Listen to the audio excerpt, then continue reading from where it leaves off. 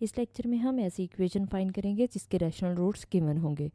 देखते हैं इसके लिए क्वेश्चन में हमें अल्फ़ा बीटा इस इक्वेशन के रूट्स दिए गए हैं और हमें इक्वेशन फाइंड करनी है जिसके ये रूट्स हों, यानी ये रैशनल रूट्स हों।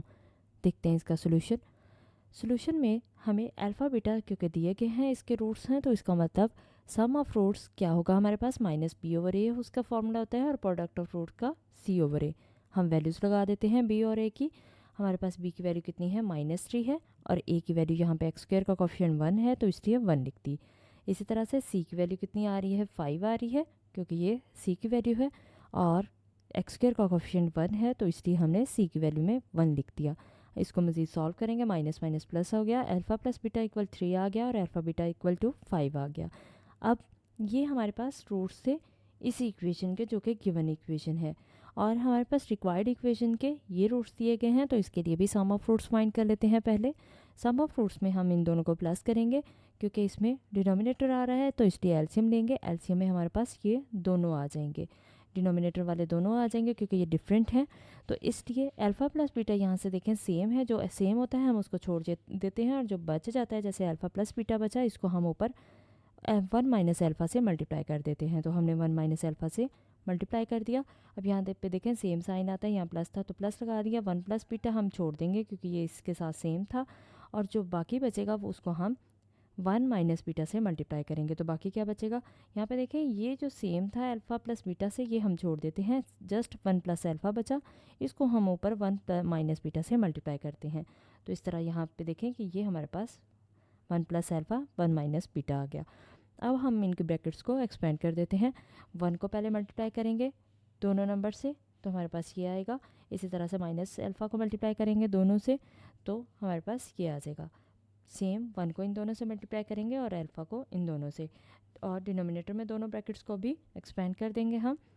एक्सपेंड करने के बाद हम इनको सॉल्व कर लेते हैं, जो कटिंग होती होगी कटिंग कर देंगे। यहाँ पे देखें माइनस और प्लस अल्फ़ा कैंसिल हो जाएंगे, इसी तरह से प्लस बीटा और नेगेटिव बीटा कैंसिल हो जाएंगे, तो 1 + 1 कितना हो जाएगा, 2 हो जाएगा, और माइनस अल्फ़ा बीटा दोनों प्लस हो जाएंगे, लेकिन साइन माइनस का आएगा तो -2 अल्फ़ा बीटा आ गया।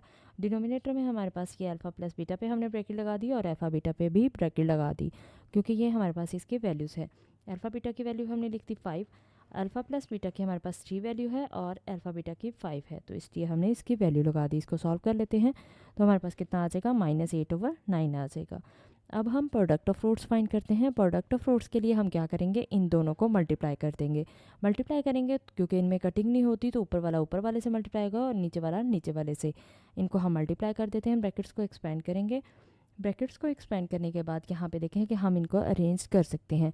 माइनस यहाँ से कॉमन आ सकता है, और माइनस कॉमन लेने के बाद हम अल्फ़ा पहले लिख सकते हैं, इससे प्लस में कोई फ़र्क नहीं पड़ता। वैसे तो बीटा प्लस अल्फ़ा बचेगा, लेकिन इसको बीटा प्लस अल्फ़ा को हम अल्फ़ा प्लस बीटा भी लिख सकते हैं, इसमें कोई फ़र्क नहीं पड़ता, क्योंकि 2 + 5 भी 7 होता है और 5 + 2 भी 7 होता है, तो इसलिए सब में हम ऐसा लिख सकते हैं, इसलिए हमने यहाँ पे इसको इनकी जगह चेंज करके लिख दिया। अब हम इनकी वैल्यूज़ लगा देते हैं। हमारे पास अल्फ़ा प्लस बीटा की 3 वैल्यू है और अल्फ़ा बीटा की 5 है, हमने वैल्यूज़ लगा दी। सेम यहाँ पे भी नीचे वैल्यूज़ लगा देंगे और इसको सॉल्व कर लेंगे। यहाँ पे एक्चुअल में हमारे पास क्या आएगा, 3/9 आ जाएगा, और इनकी कटिंग करने के बाद हमारे पास कितना आया, 1/3 आ गया। अब ये हमारे पास प्रोडक्ट ऑफ फ्रूट्स और सम ऑफ फ्रूट्स आ गया है। हमारे पास रिक्वायर्ड इक्वेशन कौन सी है, रिक्वायर्ड इक्वेशन की ये जनरल फॉर्म है। इसमें हम सम ऑफ फ्रूट्स की जगह वैल्यू लगा देंगे। 8/9 हमारे पास आई थी और प्रोडक्ट की हमारे पास 1/3 आई है, तो 1/3 लगा दिया। क्योंकि 9 डिनोमिनेटर में ग्रेटर वैल्यू आ रही है, हम 9 से दोनों साइड पे मल्टीप्लाई करेंगे तो हमारे पास क्या आएगा, 9y²। यहाँ पे 9 आ रहा था तो कटिंग हो जाएगी, 8y बचेगा, और ये 3 था तो 3 से मल्टीप्लाई हो गया। एक्चुअल में ये 1/3 × 9 होगा, तो ये 3×3 = 9 हो गया। 3 को 1 से मल्टीप्लाई करेंगे तो कितना यहाँ पे आ जाएगा, 3 आ गया। इस तरह से ये हमारे पास रिक्वायर्ड इक्वेशन आ गई।